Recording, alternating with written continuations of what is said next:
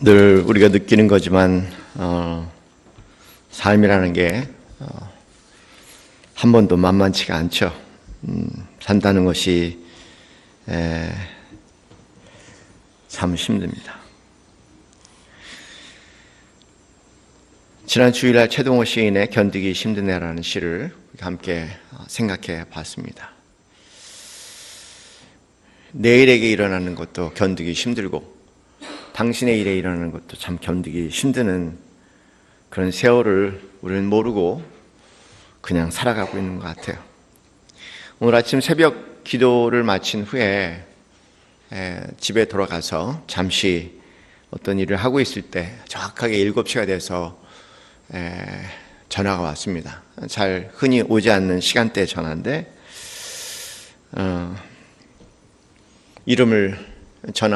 제 이름이 뜨고 이름을 보면서 좀 깜짝 놀랐죠. 왜 이 아침에 이분이 전화가 오실 분이 아니신데 전화를 거셨나. 벌써 가슴이 놀랍니다.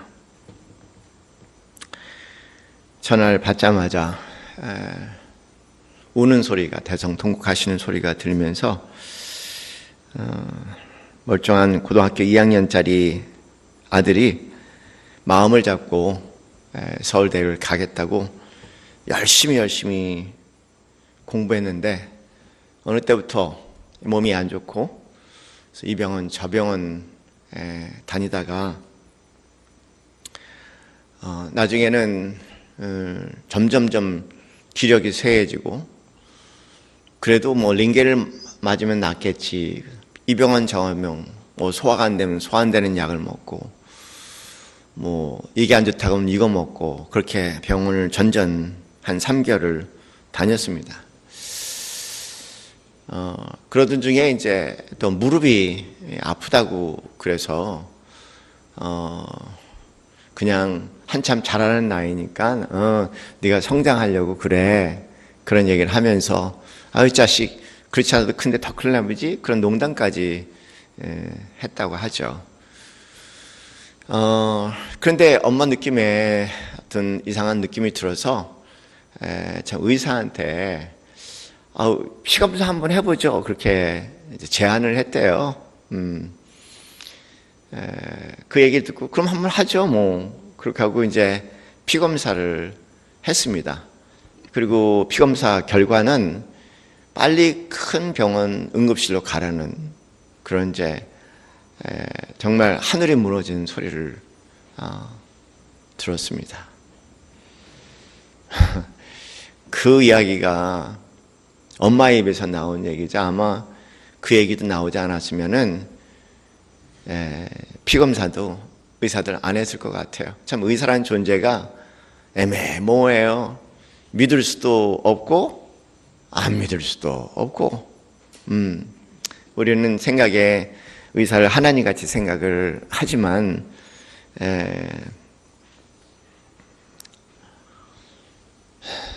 답답할 때가 참 많습니다. 병원에 갔죠. 병원에서 응급실에 들어가서 검사 결과를 보고 거기에서 다시 피검사를 하고 결론은 백혈병이에요.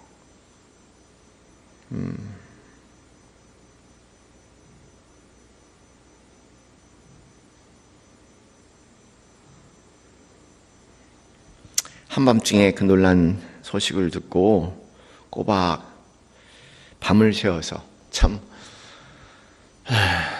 제 잠을 깨울까 봐 기다리다가 7시에 전화를 하신 거예요. 그러면서 목사님, 우리 아들이 백혈병이래요. 그리고 얼마나 우시는지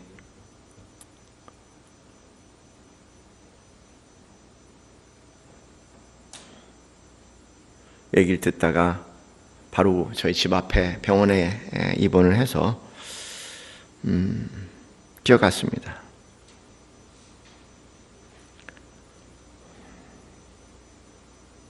참 엄마란 존재가 그런 것 같아요. 아들한테는 걱정하지 말자, 하나님께서 함께 하신다, 그렇게 해놓고 엄마의 가슴은 말로 형용할 수 없는 가슴이겠죠. 저를 보자마자 제 손을 붙잡고 그냥 병원 그 큰 응급실 가운데서 대성통곡을 하시면서 엄마가 뭐겠습니까? 자식이 아프면. 다 엄마는 그런 것 같아. 자식이 아프면 뭔지 모르게 제 탓이라고 생각하는 것 같아.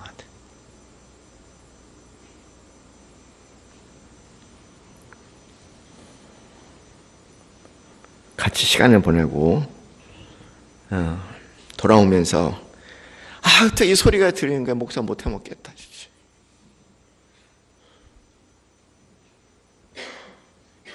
여기저기서 수없이 들리는 얘기 언제 그칠까 그러지만 한 번도 그치지 않고 마음을 내려놓을만 하면 또 이런 일 저런 일 일어나는 거. 언젠가는 내일도 되겠지만 너무 힘들어요.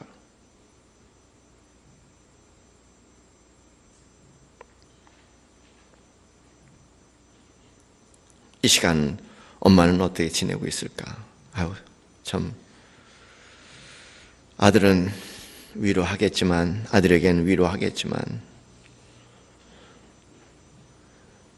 엄마의 마음, 위로받을 수 없는 마음 얼마나 힘들까? 얼마나 많은 자책 가운데 들어가 있을까?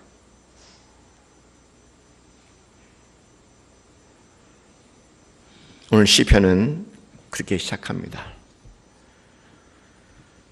온갖 마음이 교차되면서 1절 말씀에 자기의 마음을 이렇게 토로합니다. 내 하나님이여 내 하나님이여 어찌 나를 버리셨나이까.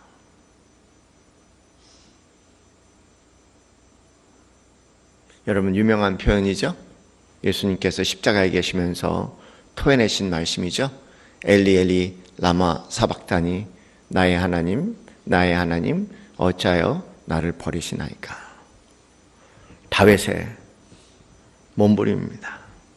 어찌 나를 멀리하여 돕지 아니하시며 내 신음소리를 듣지 아니하시나이까.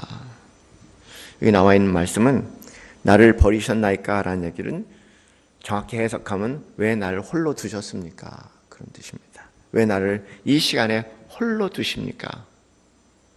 혼자라는 느낌, 그 느낌밖에 없는 것 같아요. 어찌하여 나를 홀로 두셨습니까? 어찌해서 나를 멀리 두셔서 나의 신음소리마저 듣지 못하고 계십니까? 그렇게 고백을 합니다. 그리고 오늘 2절 말씀에는 얼마나 그렇게 몸부림치며 기도했을까? 내 하나님이여 내가 낮에도 부르짖고 밤에도 잠잠하지 아니하오나 응답하지 아니하시나이다. 그렇게 고백을 하죠. 여기 낮에도 부르짖고 밤에도 라고 표현하는 것은 하루를 얘기하는 것은 아니고요.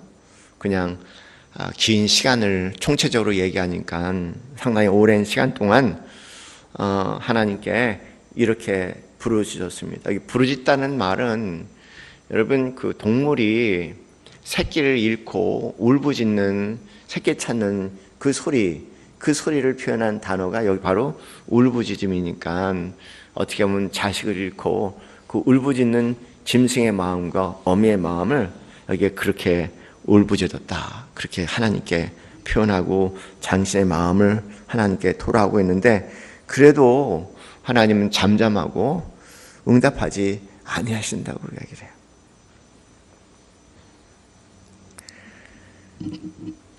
그러나 3절 말씀에 우리 그렇잖아요. 신앙생활 힘들고 어려움이 있다 보면은 막 하나님께 왜 내 기도에 그렇게 응답하지 아니하시고 하나님이 계신지 안 계신지 모르겠다고 소리 지르다가 또 한편으로는 또 하나님께 매달리고 그런 마음이 그대로 여기 담겨져 있는 것 같아요. 그렇게 얘기를 했지만 그래도 내 손을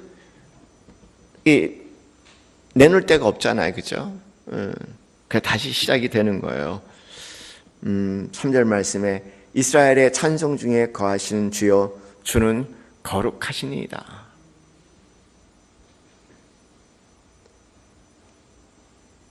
그렇게 기도를 합니다.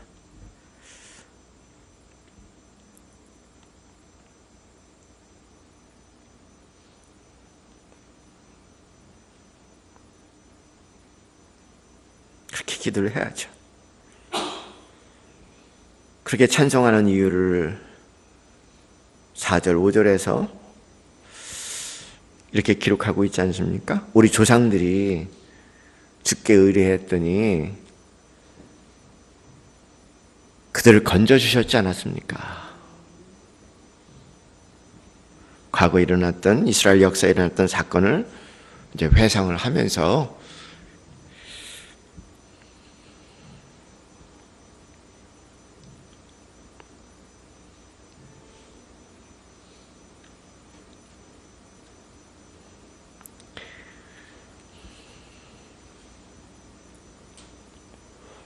하나님께 호소를 하죠.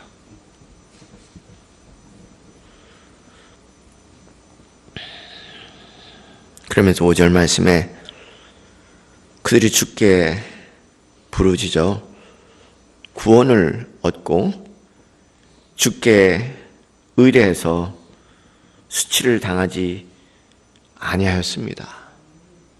제가 그것을 기억하고 이 와중에도 제가 지금 찬송을 하고 있습니다. 그러나 보소서 주여,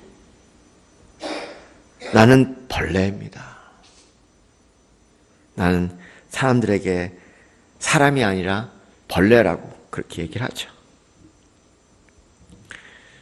사람들의 비방거리고, 비방이라는 단어는 입을 삐죽삐죽거리는 걸 얘기하거든요. 그런 그림을 가지고 있는 단어예요. 그러니까 사람들이 자기를 보고 입을 삐죽삐죽거리면서 그렇게 조롱을 한다고 얘기합니다. 7절은 같은 것을 반복을 하죠. 나를 보는 자는 다 나를 비웃으며 입술을 삐죽거리고 머리를 흔들며 말하되, 이제 조롱에 대한 구체적인 내용이 8절에 기록이 되어 있지 않습니까? 그가 여호와께 의탁하니 구원하실걸? 이런 표현이요. 그가 여호와께 의탁하니 구원하실걸? 그를 기뻐하시니 건지실걸? 이 조롱의 소리예요. 하나님을 이 와중에도 믿고 의지하고 외쳐 기도하는 다윗을 향해서 그들의 입술은 그런 고통을 보지 못하고 그런 조롱을 하고 있는 것을 보고 있죠. 그래서 시편 기자는 다윗은 또 외치죠. 9절 말씀에 오직 주께서 나를 모태에서 나오게 하시고 내 어머니의 젖을 먹을 때 의지하게 하셨나이다. 내가 날 때부터 주께 맡긴 바 되었고 모태에서 나올 때부터 주는 나의 하나님이 되셨나이다.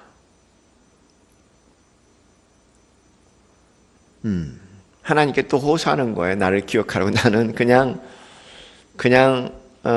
태어나서 하나님을 만난 자도 아니고 우리 부모님도 다 당신을 의뢰한 자고, 그리고 난 어머니 뱃속부터 나는 그런 자였지 아니었습니까? 그러니까 하나님, 내가 이런 공공 가운데 빠져 있습니다.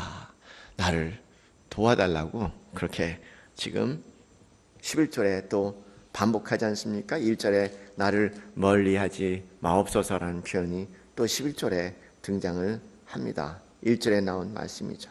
그러면서 12절 이하의 말씀을 보면은 자신의 처지를 아주 굉장히 적나라하게 마치 영화 한 편을 보듯이 상세하게 그려내고 있습니다. 뭐라고 얘기하냐면 12절 말씀에 여러분 이미지를 그림 언어들이 굉장히 많습니다. 볼 수 있어야 돼, 영상같이. 옛날 사람들은 이 상황을 보면은 그림이 다 그려질 수 있는 상황이고 우리는 이런 시대에 살고 있지 않기 때문에 그냥 단어밖에 남지 않은데, 아마 그 시대적인 사람들이 볼 때는 자기의 생생한 경험들을 일상에 만났던 경험들을 보여주는 그림이기 때문에 정말 뼈저리게 느낄 수 있는 그런 본문이 아니었을까 생각이 들죠. 장신이 어려움 가운데 빠져있는 상황에서 첫째, 많은 황소가 나를 에워쌌다, 그렇게 얘기합니다. 그것도 어떤 황소냐면 바산의 힘센 소들이 나를 둘러쌌다고 얘기합니다. 이 바산이라는 곳은요, 아주 비옥한 평지입니다. 바산이 있고 그 위에 골란공원이 있는데, 골란고태 밑에는 아주 그 개마고원 같죠. 그렇게 아주 풀이 풍성한 아주 좋은 땅이에요. 거기에서 이제 이 황소들이 그 풀을 먹고 자랐으니까 얼마나 힘이 세겠습니까? 근데 여러분, 가끔가다 영화에 보면은 동물의 왕국 이런 데 나올 때 보면 무리로 때로 지어다니잖아, 이놈들이. 근데 그렇게 그냥 이제 그 황소 무리가, 그래, 힘센 황소 무리가 자기를 그렇게 에워싸서 여러분 한번 생각해 보세요. 그냥 나는 가운데 있고 황소가 내 주위를 둘러 에워싸서 뺑뺑뺑 도는 거예요. 그 큰 덩치 큰 놈들이. 그런 상황이 있다고 지금 자신의 처지를 이야기를 하죠. 그리고 13절 말씀에 가서는 또 다른 비유를 얘기하는데 사자를 들어서 얘기합니다. 황소를 얘기하고, 황소가 에워싸고, 그런 심선 황소가 에워싸고, 그 다음에 13절 말씀은 뭐냐면 사자가, 입을 쫙 벌린 사자가 그걸 먹으려고 달려들듯이 그 입을 벌림이 찢으며 부르짖는 사자 같다. 그런 위급한 상황. 막 이제 주인은 둘러싸인 황소고, 그 다음에 사자가 입을 크게 벌리고 달려들려고. 그 상황을 바라보면서 자신의 마음에 대한 얘기인데, 나는 물같이 쏟아졌으며 내 모든 뼈는 어그러졌다. 내 마음 밀랍 같아서 내 속이 다 그냥 녹아져 버렸다고 얘기합니다. 볼 때는 그런 거 있잖아요. 신경성 류마티스, 그런 거 아시죠? 너무 불안하고 두렵고 긴장 시간이 오래 지속이 되면은 흔히 류마티스처럼 뼈 마디마디가 어그러지고 아파지기 시작하거든요. 그런 어떤 그림이 여기에 이제 등장을 하고 있죠. 그리고 마음이 마치 초가 녹아버리듯이 그렇게 녹아내리고 있고요. 15절 말씀에는 그 상황에 대해서 심이 말라서 심을 쓸 수가 없고, 그리고 질그릇 조각같이 내 혀가 입천장에 불렀다. 그러니까 얼마나 긴장해갖고 막 바삭바삭 말라, 아주 바삭바삭 말라. 그런 적 있잖아요, 그죠? 아주 그냥 입이 막 침을 삼키려고 해도 이렇게 침도 없는 그런 정도의 아주 그냥 바삭바삭 말라버린 그런 상태를 처해 있는 것을 얘기를 합니다. 거기서 더 나가서 뭐냐면은 황소가 둘러싸고, 그 다음에 사자가 달려들어서 자기를 찢고, 그 다음에 살을 먹고 뼈를 해치고 심장을 드러내서 심장까지 먹어대고 난 다음에 사자가 가고 난 후에는요, 누가 나타났냐면 개들이 나타난대요. 또 개, 16절 말씀에 이제는 개들이 나를 에웠어. 여기 나오는 것은 들깨고요. 여러분 한번 생각해 보시면 항상 사자 다음에 등장하는 것이 들깨들이에요. 근데 들깨들이 먹는 것이 뭐냐면요, 대개 사자는 중심부를 다 먹고요, 손발은 안 먹어요, 사자는요. 그리고 마지막에 들깨들이 와서 손발을 싹 청소를 하죠. 그러니까 이 시편이 굉장히 놀라운 것은요, 그냥 뭐 이렇게 영감해서 쓰는 게 아니에요. 아주 면밀한 관찰입니다. 한 마리의 나약한 동물들이 황소에 에워싸서 쩔쩔매는데 도망가지도 못하고 꼼짝없이 웅크리고 있을 때 갑자기 또 사자가 덮쳐서 그 피를 흘리고, 그리고 단숨에 목을 조여서 물을 다 내보내게 하고, 그리고 뼈를 긁어내고 살을 먹고, 그러한 다음에 가버리면 그 다음에 들깨들이 나타나서 나머지 남긴 손발마저 다 핥아먹어버리는 그 상황을 그들은 면밀히 본 거예요. 그 면밀히 본 것을 그대로 여기에 이렇게 기록을 하고 있는데, 바로 내가 그런 상황이라고 얘기를 하죠.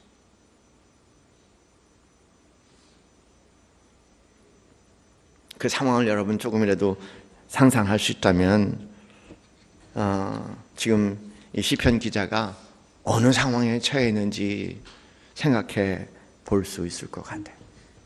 그러면서 그렇게 다 먹고 난 다음에 먹을 것이 없으니까 18절 말씀에 이제 내 겉옷을 나누며 속옷을 제비 뽑아서 이렇게 나누기 시작한다고 얘기합니다. 다 먹고 껍질만 이 옷마저 그렇게 다 가져가고 있다고. 말 그대로 너무나 잔인한 이제 극도의 고통의 상황을 이렇게 지금 다윗이 묘사를 하고 있죠. 그러면서 19절에 다시 또 기도가 시작이 돼요. 여호와여 멀리하지 마옵소서. 또 세 번째 등장합니다. 1절에 등장한 단어, 11절에 등장한 단어, 19절에 또 등장합니다. 여호와여 멀리하지 마옵소서. 나의 힘이시여 속히 나를 도우소서. 그러면서 아까는 보면은 황소, 사자, 개 이렇게 나왔는데 이거 거꾸로 들어가요. 개, 황소, 개, 사자, 황소. 그래서 본문 말씀을 보면은 18절 말씀을 보면은 개 세력에서 구해주시고, 그 다음에 21절 말씀 보면은 사자 입에서 구해주시고, 그리고 마지막에는 들소의 뿔에서 구해 주옵소서. 이렇게 기도를 합니다. 그러면서 하나님께 고백을 하죠. 22절 말씀 이하에 내가 주의 이름을 형제에게 선포하고 회중 가운데 주를 찬송하리로다. 하나님 나를 도와주세요. 여기에서 일어날 수 있도록 도와주시면은 그럼 각각의 형제들에게 하나님께서 어떤 일을 하셨는가 선포하겠고요. 여기 회중은 작은 무리들에게 하나님 하신 일을 찬송하겠다고 그렇게 이야기합니다.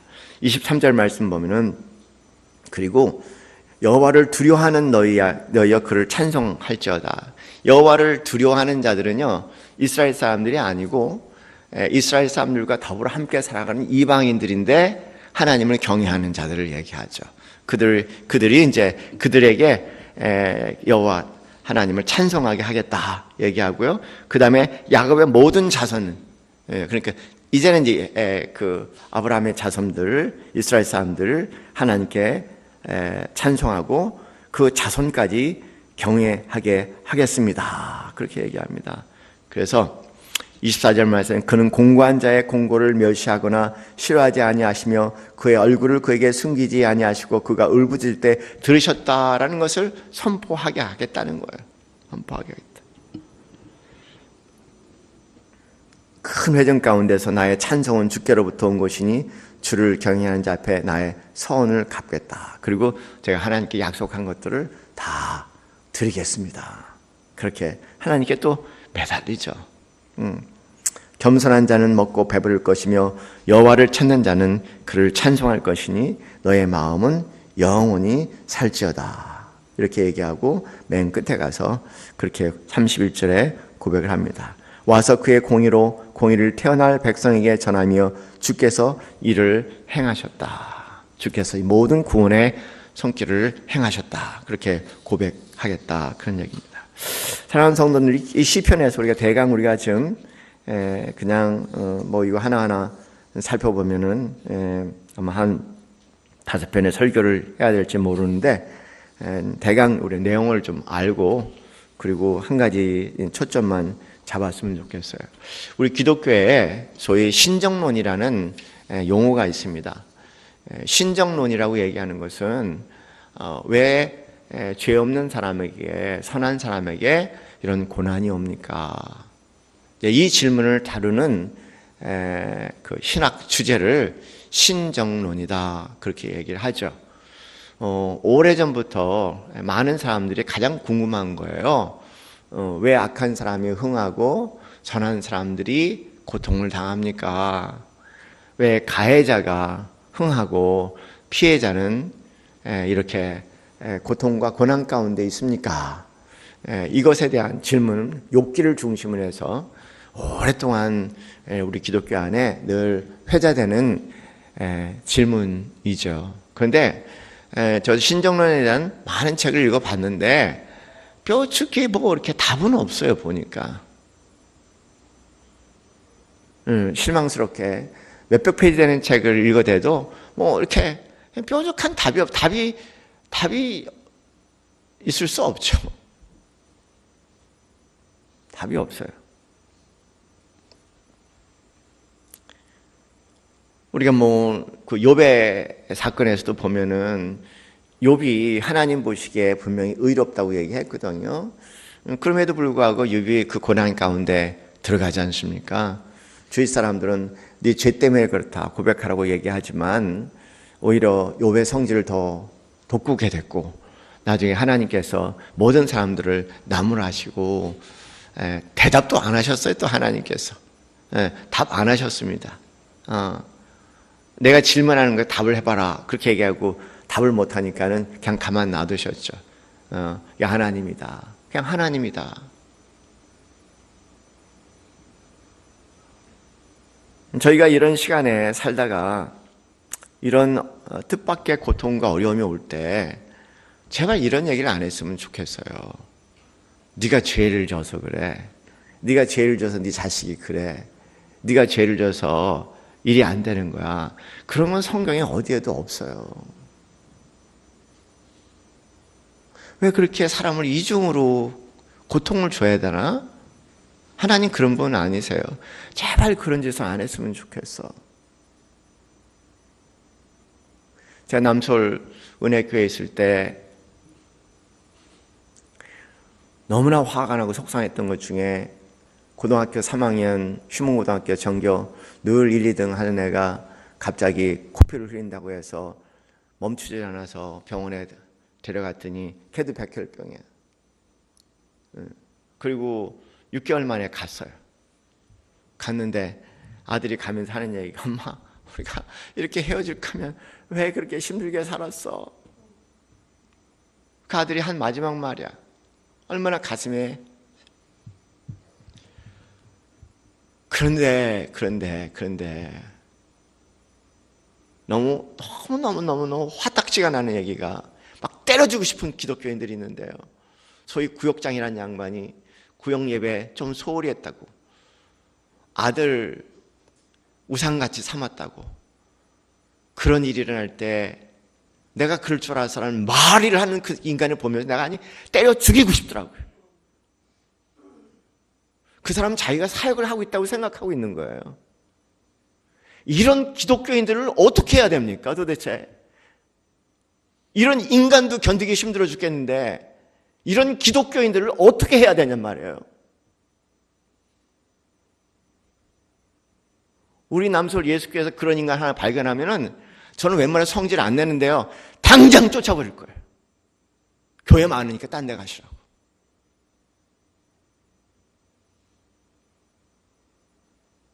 몰라요. 내 죄인지 네 죄인지 세상 죄인지 하나님이 어떤 다른 뜻이 계신지 우리는 몰라요. 모르면 모른다고 얘기하는 게 최고예요. 모른데 아는 척하지 마세요. 쥐떡만한 지식을 가지고 이랬다 저랬다 이러니 저러니 제발 그런 짓 안 하는 남서울 예수교회 성도님들 되시기 바랍니다.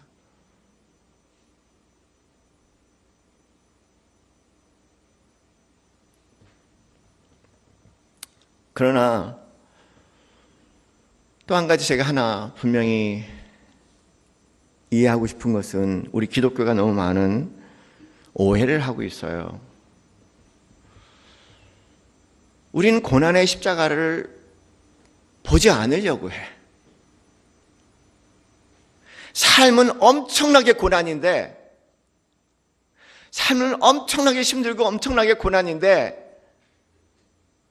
이 미련한 인간들이 고난의 십자가를 안 보려고 해.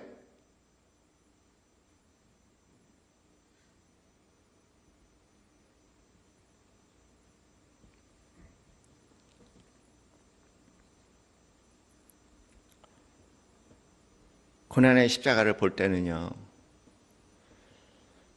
저는 그런 메시지를 항상 느껴요. 고난의 십자가를 볼 때마다 느끼는 게 뭐냐면,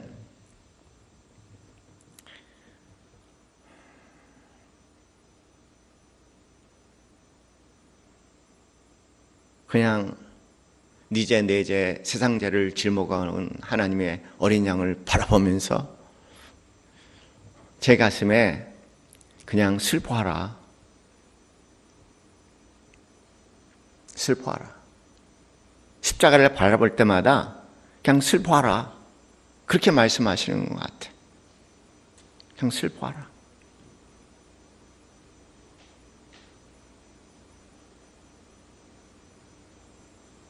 말 그대로 세상 죄를 짊어가는 하나님 어린 양, 고난의 예수 보면서 슬퍼하라는 거야.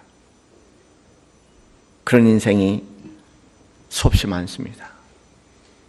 예수님께서 이 땅에 오신 이유는 물론 부활 승천하셔서 희망을 주기 위해 이 땅에 오셨지만은, 그러나 희망에 앞서서 고난을 당한 자의 그 슬픔을 함께 나누기 위해서 이 땅에 오셨죠.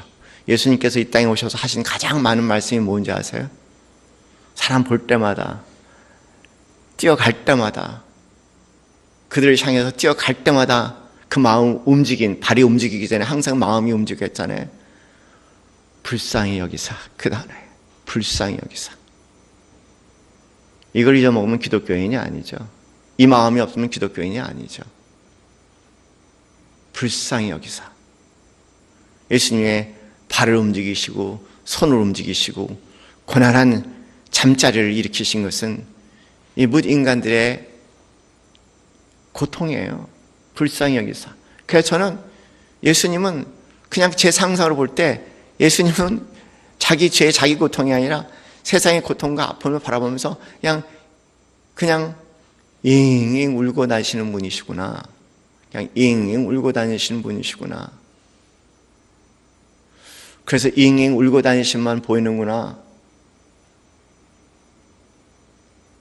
뭐 예수님께서 언제 그렇게 화려하고 세상에서 이목을, 시선을 사람들이 부러워하는 그런 대상하고 예수님께서 한 번도 같이 있어 본 적 없잖아요. 우는 사람의 마음을 알죠. 예수님의 그런 마음이 없다면 어떻게 슬퍼하는 자와 함께 하시겠습니까? 때로는 선한 사람에게 이런 아픔이 온다는 것은 아파하라고 얘기하시는 거예요. 도망가지 말라는 거예요. 슬픔이 오는 것은 슬퍼하라는 겁니다. 그리고 그 아픔과 슬픔이 내 안에 있을 때 주님의 아픔과 슬픔이 내가 연대하게 될 것이고, 주님의 아픔과 슬픔이 연대하게 될 때 나는 모든 이들과 슬픔과 아픔과 고통에 연대하게 될 겁니다. 그리고 할 수 있는 건 하나예요. 함께 슬퍼하는 거예요. 그리고 함께 슬퍼하는 자가 잠시 기쁨이 있다면 더 잠시 기뻐하는 것. 그리고 그가 또 슬퍼한다면 또 함께 슬퍼하는 것.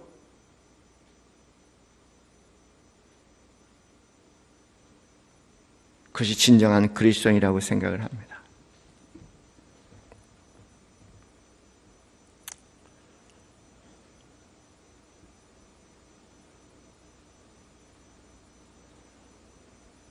우리나라 시인 가운데 백석이라는 분이 계세요.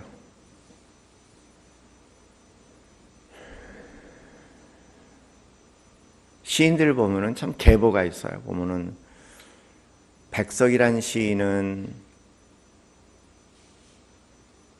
김소월 시인을 그렇게 닮기를 원했고,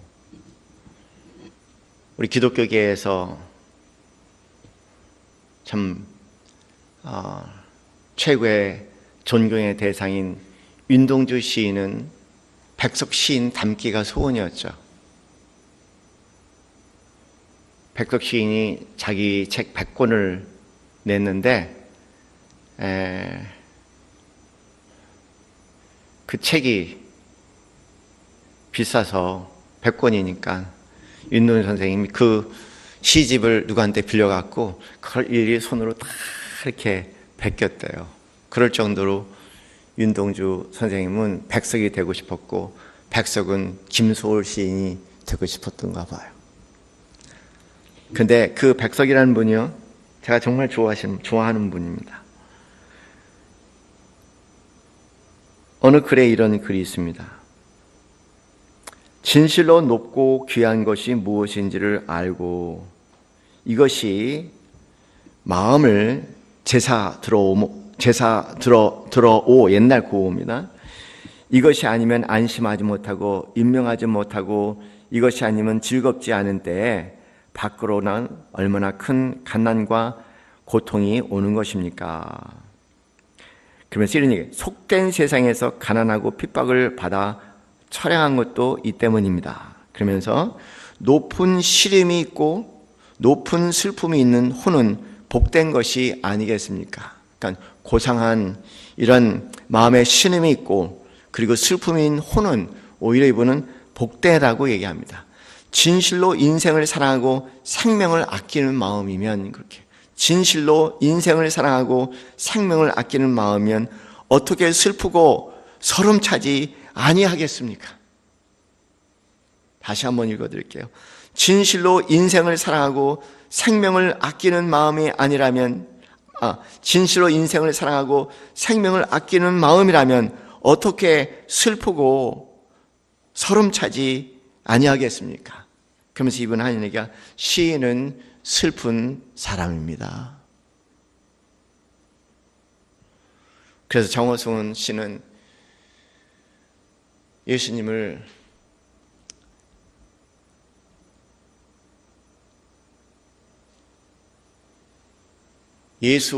시인 예수라는 시 제목에서 모든 사람을 시인이게 하는 시인 예수라고 그렇게 불러요.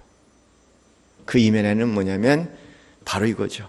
진실로 인생을 사랑하고 생명 아끼는 마음. 그래서 어찌해서 슬프지 않을 수 있고 어찌해서 서름차지 않을 수 있겠습니까? 그러면서 끝에 가서 이분이 하신 얘기가, 그것이 시인의 기쁨입니다. 그것이 저는 예수님의 기쁨인 것 같아요. 그것이 예수님의 기쁨인 것 같아요. 슬픈 자, 슬픈 세상, 슬픈지도 모르고 그냥 살아가는 정말 슬픈 인간들을 향하여서 슬퍼하실 수 있는 예수님. 그래서 슬퍼하는 자로 이 땅에 슬퍼하는 자에게, 고난 가운데 슬퍼하는 자에게 유일한 위로 되시기 위해서 아직도 십자가에 우뚝 서 계신 것 같습니다. 사랑하는 성도님들, 주님 바라봅시다. 고난이 깊어요. 어떤 때는 차라리 위로받을 생각도 하지 맙시다.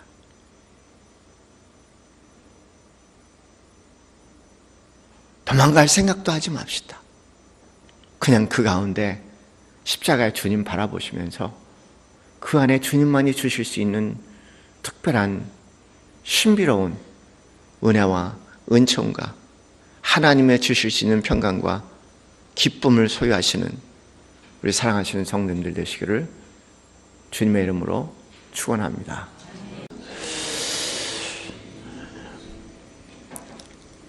세상에 날뛰는 욕망에 더 이상 미쳐 살지 않게 하옵소서. 하나님, 나에게 주어진 것들 그 어느 것도 당연한 것 없습니다. 우리의 육신의 건강,